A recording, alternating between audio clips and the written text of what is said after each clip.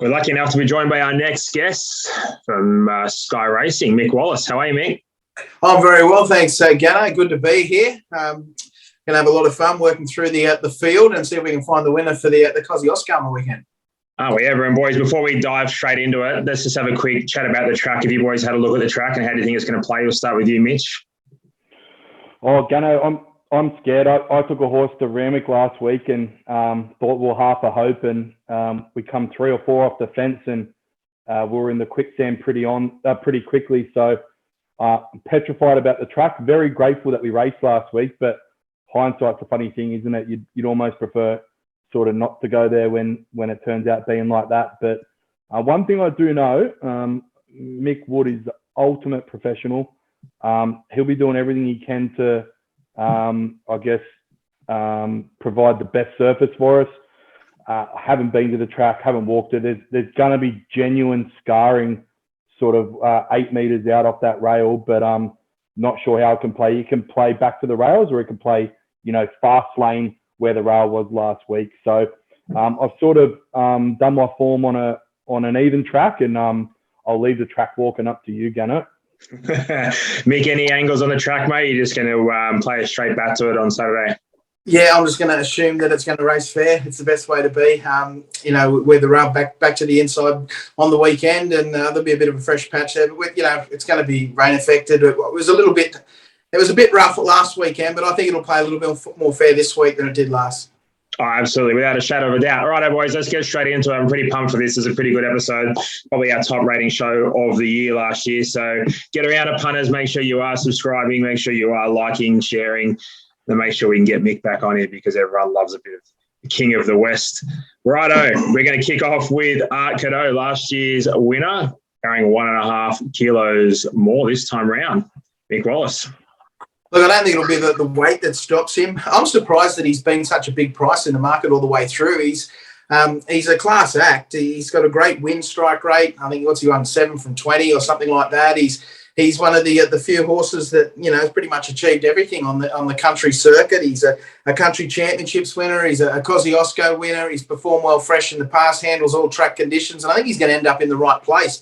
There's a number of really speedy horses that might be a question mark at the 1,200 metres, and he's going to be right there stalking them.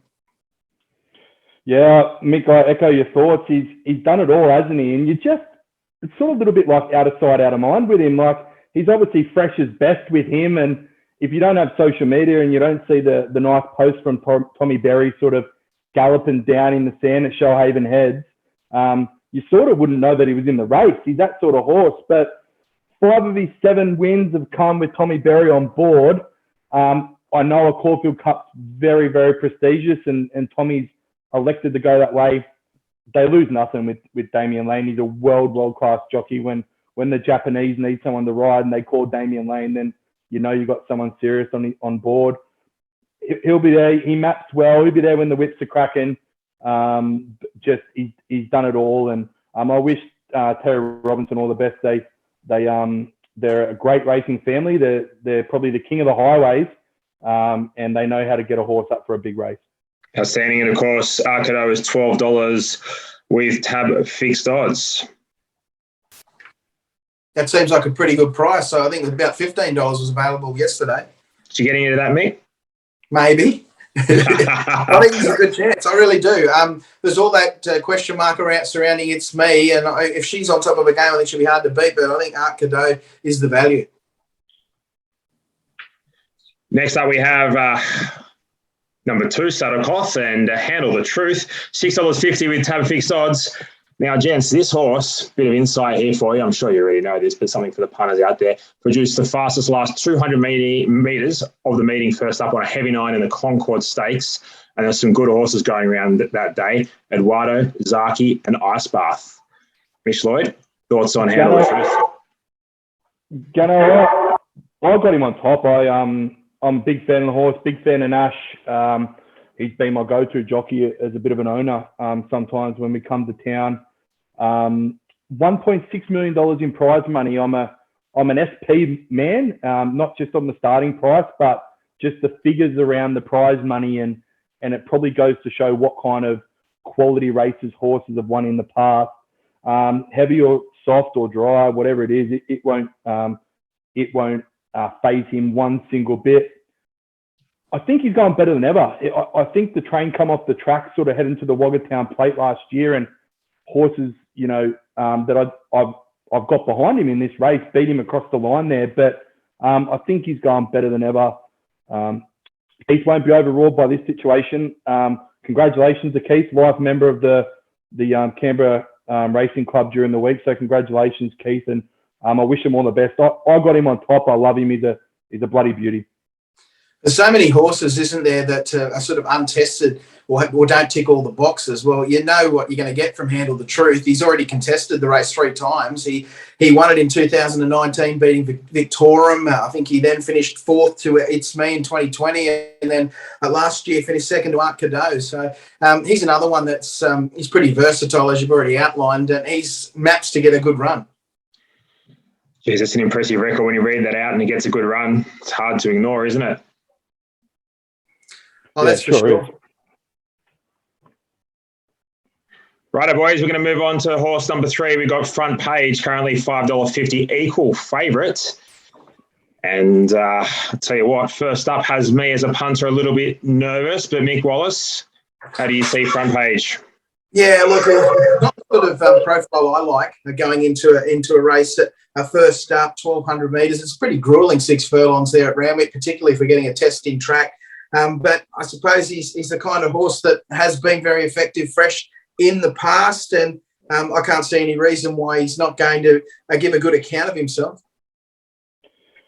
Well, I originally echoed your thoughts, Gano, when I was doing my form to start with, but then you look through his first up form, he's 3 from 5 with a placing, and it's like what Mick said, it's not the ideal preparation for horses that aren't, everyone knows Art Cadeau goes good, fresh, and he's probably going to end up being a 1,400 metre, 1,600 metre horse. And, everyone knows that that's his routine, but sort of doesn't come accustomed to this horse. But, yeah, 3 from 5 first up, you sort of can't argue with it. And then you look at his Wagatown Plate run, he beats, a few of these horses across the line.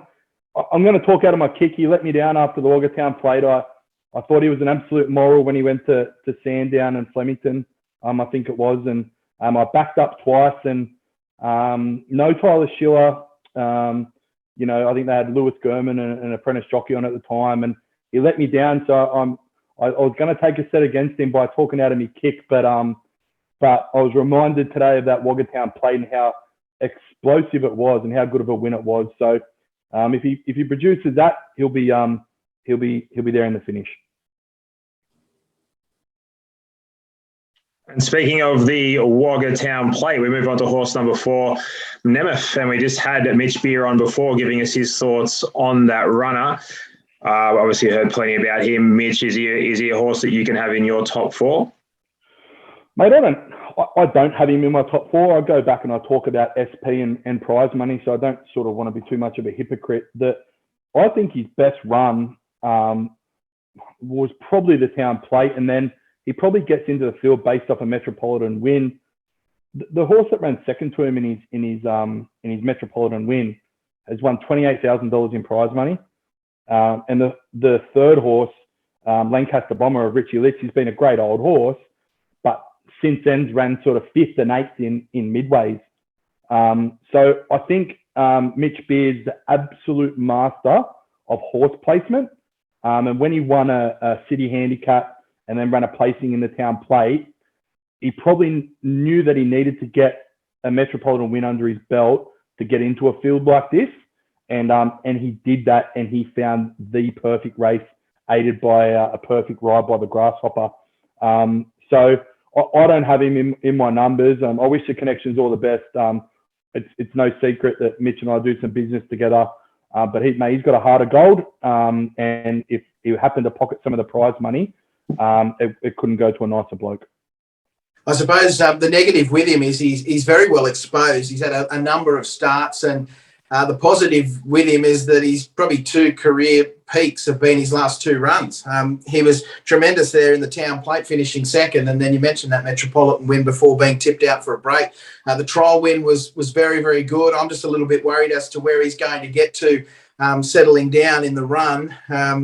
You look at some of that form prior to those really good performances, third in the Tokemwall Cup. You wouldn't think that would be a good form reference for a Kosciuszko, but I know he's going better than ever.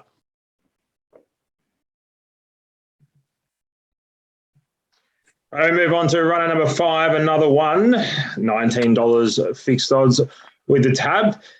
And we go to Mick Wallace for your thoughts on another one. Well, another one's a horse that I think's over the odds, that's for sure.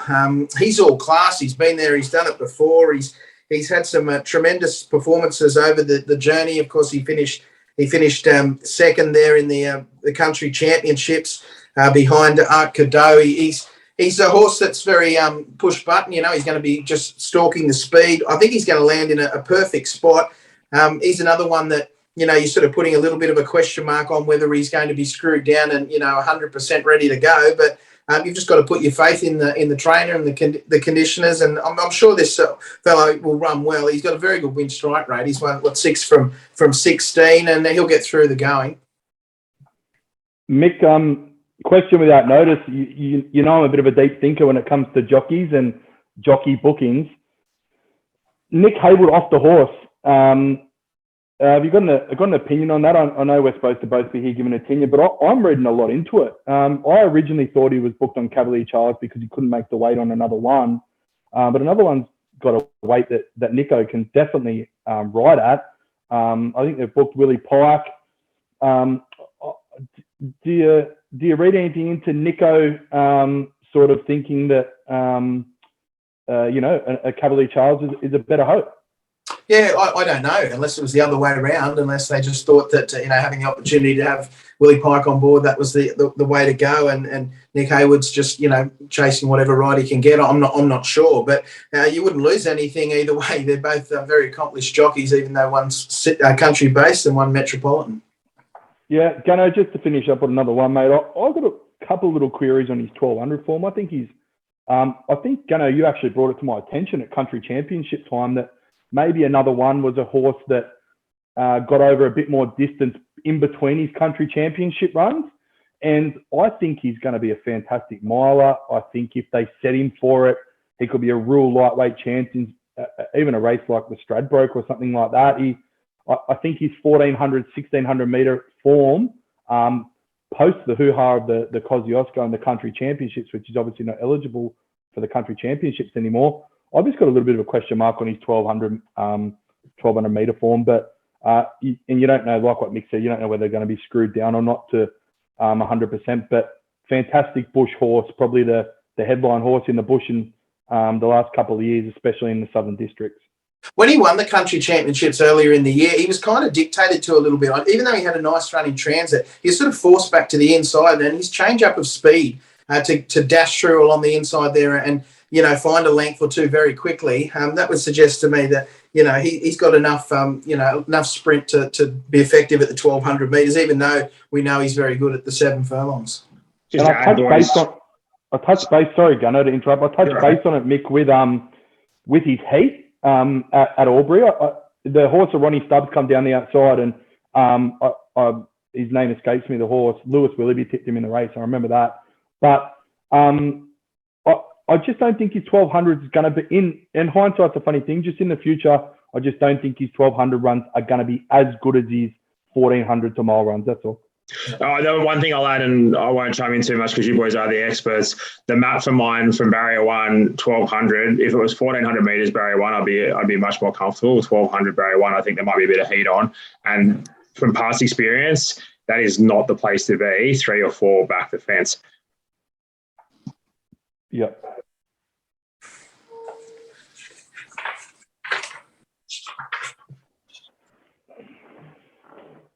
Right, we move on to runner number 6, Far Too Easy, $6 with Tab. And who we got up next, boys? Who's got the first opinion on Far Too Easy? We'll just have a look at Far Too Easy's. Okay, you go. Sorry, mate. The Far Too Easy's win there at the Gold Coast looked fantastic, and you get quite caught up with very impressive looking wins to the eye like that. And when I was digging a little bit deeper, the form out of the race hasn't been that strong. It's been back to the trials.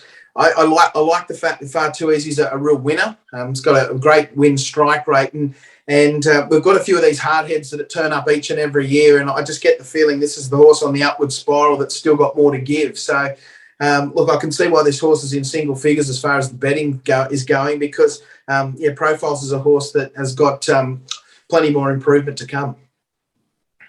I think around the country championship, Mick, we sort of took a set against this horse, and just his SP price, and he ran brilliant in the country championships. I think he's just a big improver. I think he's the horse on the way up. He's had a good prep, no floods in Mawullumbar. He's the one I'm warming to. His first up run at Eagle Farm, I give it a lot more credit than what it probably looked on paper. He's on the heels of It's Me there, and I've got horses with trainers in Brisbane who refuse to race their horses at Eagle Farm just because of how hard it is, and how it's a complete different surface to Doomben and the Sunshine Coast. And for a horse that likes to sting out of the ground a little bit, it was a cracking run first up behind It's Me. And I just second up, to use a Gano and Dean Watling quote, it was better the decade sort of stuff there at the Gold Coast in hindsight. $2.80 or something like that against them on a heavy track. We should have unloaded there a bit more than what we did, but I'm warming to him. He's just a winner.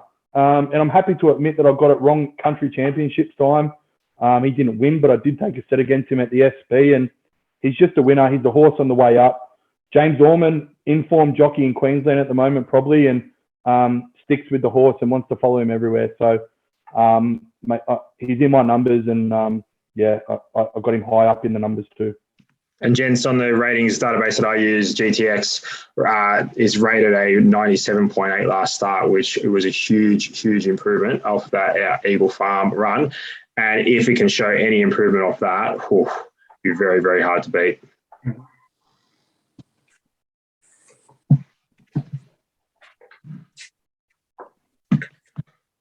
Righto, we move on to horse number 7, Fender. First up for Brett Kavanagh. Mitch, what are your thoughts? He's been a good old horse for connections. He seems like he's been around forever, but he's only 6, and you've touched base there that he's trained by the master in Brett Kavanagh, and fantastic conditioner of horses. And I talk about in our Cameron Crockett interview prior, Gunnar, about being overawed by the situation. Cab definitely won't be overawed by this experience. His Ramornie run probably gets him in the finish here.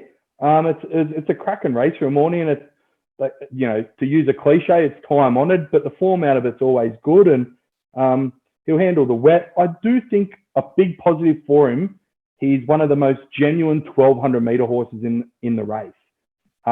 His best runs are all at 1,200 metres. And I've got him I've got a half a length away from the place getters, but he's been a fantastic money earner for the connections, and it wouldn't surprise me an old hardhead like him sticking his head out on a big day, that's for sure. Yeah, that's it. I think he's been placed in the Ramornie twice, and he was a horse that was very high in my thoughts as I was working towards the race in this last couple of weeks. And when I seen the barrier draw, at first glance, I thought, well, that's the end of Fender. I've always thought of him as a horse that sort of sits on pace, but going back and having a look through his CV, some of his best runs have been when he's been ridden quiet. And I'm just wondering, there's a lot of speed in this race and quite a fair bit of it drawn out wide. The temptation would be to follow that across, but maybe they do elect to neck him from one of the outside draws, go back and give him his opportunity to run on out in the centre of the track, because we're all trying to win the race, obviously, but you can bring about your demise by sitting 3 and 4 deep on speed. Instead, you ride negative and you're right on the heels of the place getters. Worst case scenario. Good stuff, and that's Fender, of course, $19 for tab fixed odds.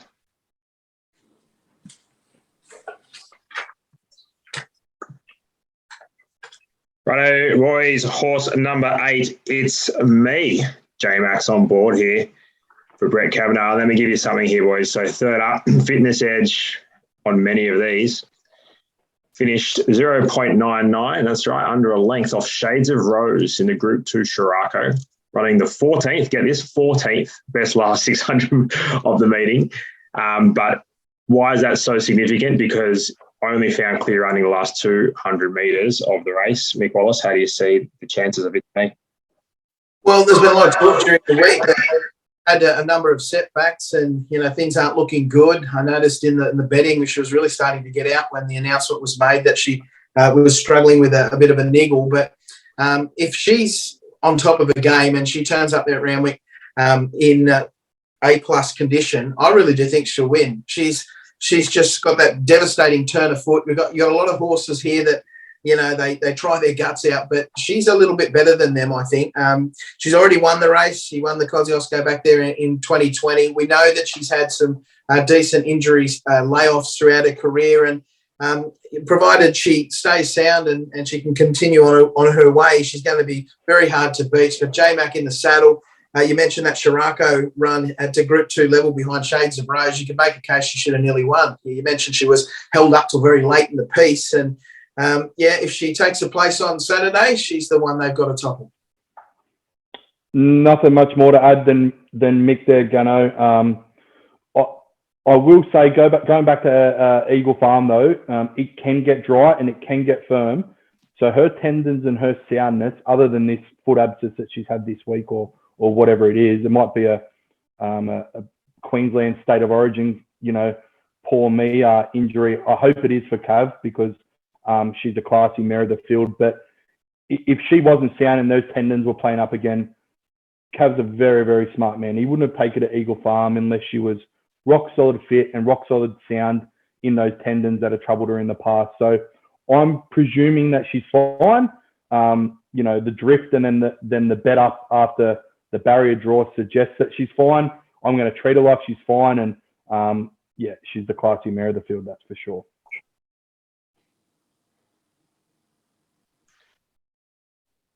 Right, we've got number 9 at Cavalier Charles, $41. Mitch Lloyd, what are your thoughts? Oh, Gano, I'm reading a little bit into the jockey booking. Nick Haywood's decided to ride him probably than another one. I've got him as probably the most what's the word I'm looking for? But potentially probably got the most potential out of most horses in country New South Wales. I don't think we've seen the best of him yet.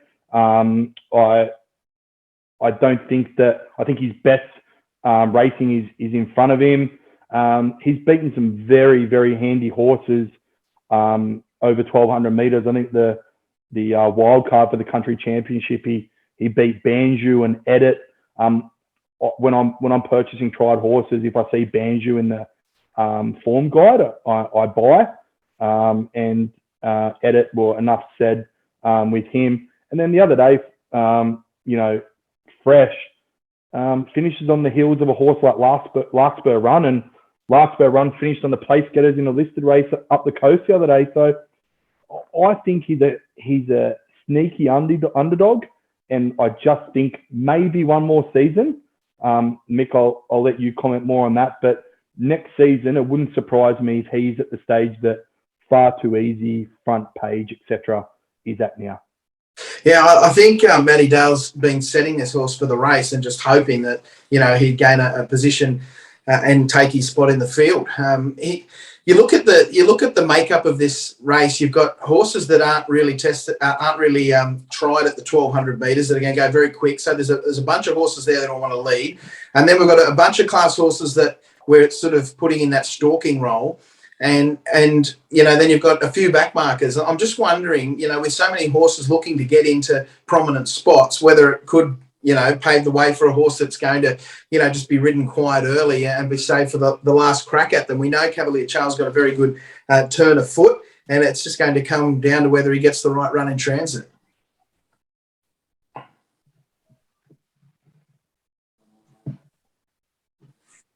Horse number 10, Anethole, currently $11 fixed odds. Tommy Sherry jumps on board here for Cody Morgan. And gents, this horse ran the fastest last 400 metres and second fastest last 600 metres of the entire meeting. Only finished 4.67 off a nature strip in a race that lacked honestly, Lloyd, you could have jumped in front and led them up. They must have been slow. When I originally done my form, I sort of left him out. And Gannon, I was hoping you would lead with that intro, because I'm a more of an eye punter than a numbers and statistics man. And I've been hearing about the statistics for Anethole. I can't knock him. I don't have him as classy as probably my top hopes, and I don't have his Randwick runs probably as his best runs. But just a quick shout out to a fellow that's in this horse, Andrew Cloud. He was an old cricket mate of mine. He's a fanatical Bulldogs man, and he put his hand in his pocket and bought a sharing with Aussie Bloodstock. So congratulations, Cloudy. I wish you all the best. Cody Morgan, fantastic conditioner of horses, and he's probably due to win a big one. Cody, he's had a few irons in the fire now, and I would say this is probably his best hope. So I wish him all the best. I've just got him just outside the numbers though. Yeah, I suppose when you look at that to run in isolation behind Nature Strip, it's very easy to get carried away. I'm a little bit like you. I'm a trust my eye punter and form analyst as well. I put that first. You've got to back yourself a little bit. You talk about best late sections on the day and that kind of thing. When you're riding a horse very, very negative, you're always going to be able to find the line to some extent, even if you are a little bit outclassed. And it looks good on paper, doesn't it? Being beaten 4.5 lengths there by Nature Strip last time, but was entitled to hit the line. Didn't do a great deal, but even though they didn't really go that hard or whatever, but. He took a big trim up in the price after that performance, getting as close as he did to a top liner. But I'm happy to steer around him. Right, number 11, Sporadic, one of 3 mares in the race, $23, and he's another one that got a bit of a statistics hiding during the week. Produced the fastest last 800 metres of the meeting at Rosehill on Golden Rose Stakes Day. Mick Wallace. Sorry, I just missed the horse. Sorry about that. Sporadic. Oh, yeah, no worries. Yeah, no, a very, very talented horse. I remember when this horse won the Panorama at Bathurst last year. Made them look second rate there. It's just got a massive engine, brilliant turn of foot. I've personally got the opinion with Sporadic that needs a drier surface to really let down. She can spin her wheels a little bit on heavy tracks, so you wouldn't want it too much rain leading into Saturday. But Rod Northam, he's a fantastic conditioner of horses, was placed third in the Kosciuszko last year off that Panorama win. And the way she's going, you wouldn't say she's any worse off leading into the race than she was last year. I've got the absolute forgotten horse of the race. She goes into the Art Cadeau sort of category for me, like sort of out of sight, out of mind. She's a ripper. She placed in the race last year. Following that, has got that, I think, what you need to win this race, some group and some listed form. She ran a cracking race post the race last year. I think it's got to get back to soft to back up my confidence. I think the track has to get back to soft. Reece Jones knows her well. Second up stats, great. She's the forgotten horse for me. If Handle the Truth and It's Me firm up in the market when the big boys chime in after 9 o'clock Saturday, horses like Sporadic and Art Cadeau, they're the punt for me. They'll get to a silly price, absolute silly price. So I've got her high up in the numbers, and I think she's the forgotten horse. Agree with you there, Mitch. I think $23 is even a good price now, but it won't change. If that rain, the thing is Sydney, you always know the weather's a little bit crazy. That 3 to 6, 6 to 8, sometimes that never lobs. Next minute we're on a soft 6, or we get 20 to 30, and that's just the way it's going to be. Yeah, 100%. Horse number 12, Commando Hunt, $23, and we just had Cam Crockett on giving us the rundown on Commando Hunt. Mitch, nice and quick. What are your thoughts on Commando Hunt? Mate, I'm just not sure that he's going as good as he was leading up to the to the country championships. Camo made a real nice case for him. I'm just not 100% sure he's going as good. I think he meets the another one mould where think that his 1400 and 1600 meter runs in the future are going to be his best form. And he's a classy horse. If it's get back, run on down the outside, and it's wet, he'll be a hope. But I just don't think he's gone quite as good as he was last prep.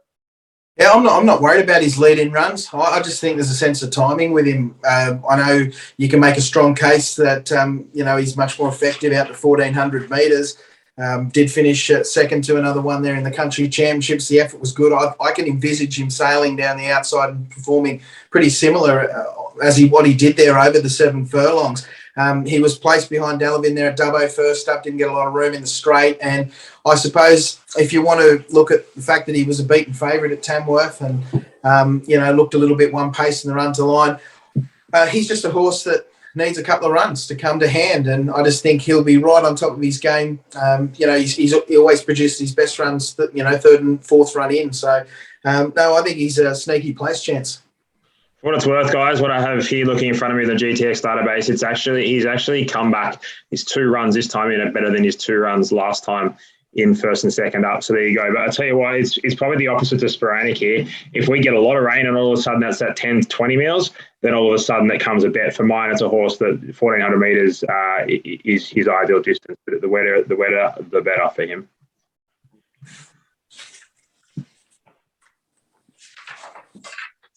Righto, lucky number 13, unlucky for some, Talgebra, Hugh Broman on board for Cody Morgan.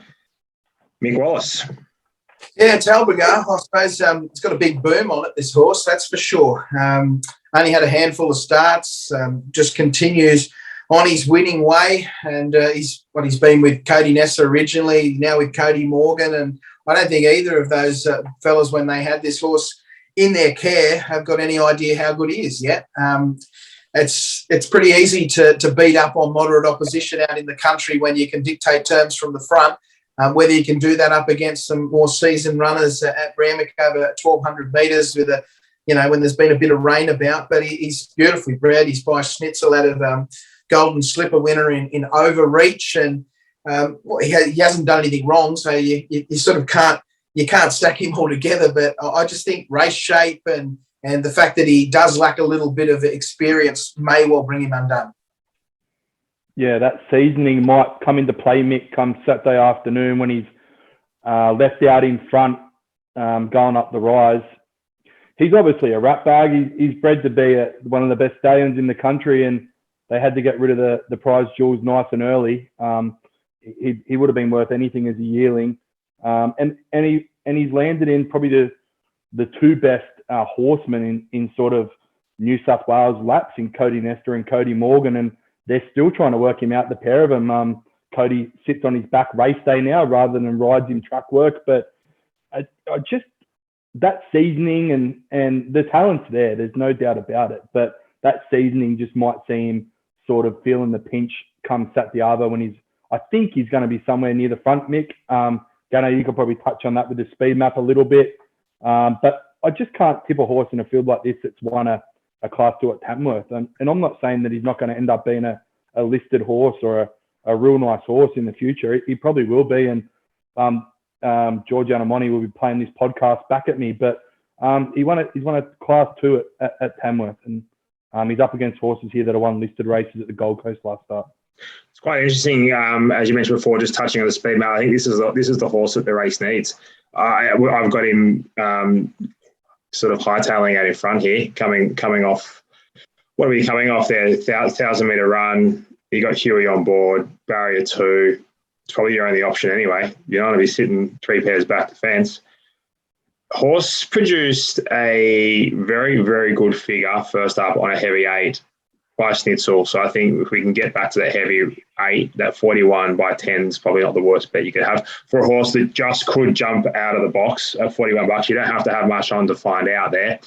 But I think we need the rain to come for it to figure. Righto, last but not least, La Melody. Mitch, what are your thoughts?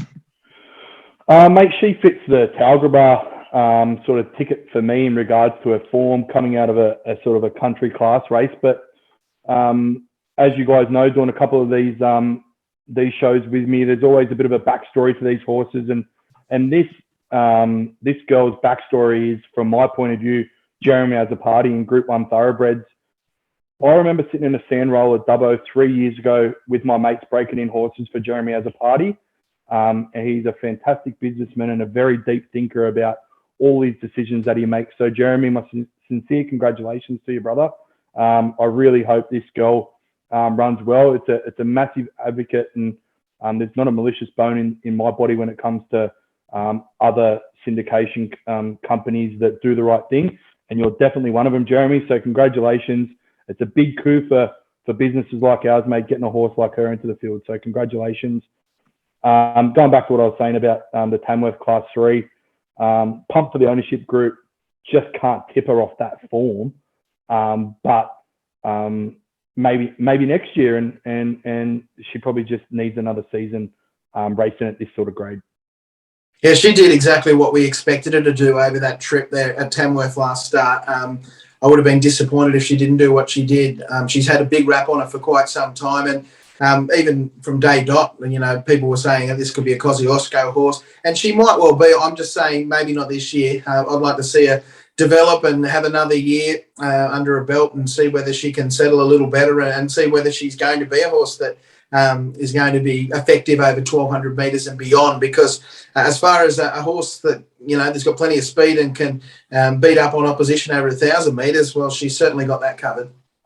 Without a doubt, and I'll just wrap up there, boys, on that one. If I was, and I'll ask you boys as well, if you were to choose one of those bottom two runners, Talbridger at $41 and Lamelli at 26, I would certainly be in the favourite in the camp of Talbridger. Mitch, would you agree? Or without a shadow of a doubt, yeah. especially if we get to on pace on Saturday. He's on pace and wet. He, as I said before, he's bred to be a stallion. You won't see a nicer looking horse in the ring. Without a shadow of a doubt, Gunner, you've picked that SP to pieces. Yeah, I'm exactly the same. I'd rather have Talbridger at the better price over Lamelody. I just see Lamelody as speed on speed. Talbridger, I just don't think the penny's fully dropped yet. When I seen him win there at Narromine on debut, there was nothing about that victory that made me think he was going to be a real top liner. He crabbed his way up the straight, and he doesn't do everything right. He's not the most tractable horse, but it could all come together on Saturday. Like, he's untapped, whereas I think we know what we're going to get with Lamelody. Righto, boys, it's that time of the show where we're going to go top three, because I know Mick had a top 24. We're going to narrow that down, Mick, especially with only 14 runners. Right, Mitch, Lloyd, we're going to go to you first for your top three. Gunnar, I've got Handle the Truth winning. We've been through it in the preview. He's a bloody beauty. It's me, probably the classiest horse in the race. I didn't buy into too much of the rumour mill, but it played in the back of my mind when I was doing the numbers. It could have been the other way around, pretty easy, and far too easy to finish it out for me. I think he's the big improver from last season in the country championships. Don't let me leave out Sporadic as my value. I'd hate to have a bet on a horse that I didn't tip everyone. If she'll get to a silly price come Saturday morning, and if it gets dry, she's my bet. Absolutely. And Mick, give us your top three, and then give us your values as well, mate. Yeah, no worries. Look, I'm going to go 8. It's me. I'm just going to assume that she's going to be okay come Saturday. She's got the X factor. She's got the turn of foot. She's already won the race before. And Brett Kavanagh, he knows what he's doing. He's got a couple of runners in the race. I really do think she'll get the right run. James McDonald on board, the best in the business, will go her way. Art Cadeau's the horse that I'm interested in having something on at a price. He's achieved everything in country racing. He's fresh up. No reason to suggest he's not going to run well. First up, he's just a real tradesman. And I think 7 Fender could be the knockout if they ever do it in front. And perhaps they do decide to ride this fellow a little bit cold. I think he'll find the line. Far Too Easy is the one on the up and up. And Commando Hunt's the one I'm putting in, particularly if the rain comes. Love it, boys. And just for what it's worth, I'm going to throw Far Too Easy on top. Yeah, not much between It's Me and Far Too Easy. It's Me for second. Handle the Truth not far away. And I think with those two plays, if we get a bit of rain, wouldn't mind having a few bucks on the 13. Talbridger. How do we pronounce that, Mick? Talbridger. Talbridger. Gee, I've got to get better at that, especially when it lobs. Talbridger. And I tell you what, as Mitch touched on before, sporadic if a bit of rain comes. And it's been an absolute pleasure. Thank you so much for your time. I'm sure you have ensured the punters, well, we've steered them into something, a winner, a loser, but we've given them hopefully a bit more knowledge for the Kosciuszko. I was just going to say, no one loves country racing more than me, except for maybe Mitch. So it's good to be here on the panel, and hopefully we managed to steer the punters into a winner. Either way, win, lose or draw, just can't wait to see the spectacle on Saturday and watch the best of the best from the bush up against each other, and may the best horse win. It's quite a spectacle, isn't it, Mick? We do our Gunda Guy Sunday afternoons, or our Forbes Tuesdays, or something like that, and all the names and all the faces and all the horses, they come to a day like Everest Day and race for some big scratch. I wish all the people in the bush, all the best, and I support country racing. I love it, and this is like grand final day for me, so I can't wait for Saturday. Super stuff, Mitch. Thank you so much. Punters out there, if you're interested in buying a horse, go to Patriot Bloodstock, Google them, check them out. They're a great bunch of blokes to race a horse with. I've won myself. It's very, very enjoyable. If you want a winner out west, in town, anywhere, Mick Wallace on Twitter, follow him. He's a jet, Sky Racing, follow him. They should be paying you double, Mick. I love your work.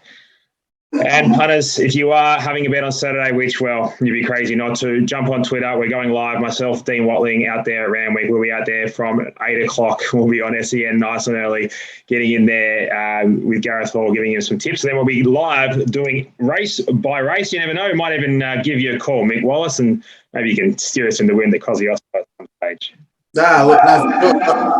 Love to help out, no doubt. I was actually going to head out to Randwick on Saturday, but got the call up that I'm playing halfback for Gary Harley at Newcastle. So that'll be just as much fun. I'll go up there and do a bit of hosting, but I'll be watching all the action unfold from headquarters. Make sure you don't throw many hospital balls, Mick. Love the big fella. Thanks, boys. See you, Gano. Cheers, mate.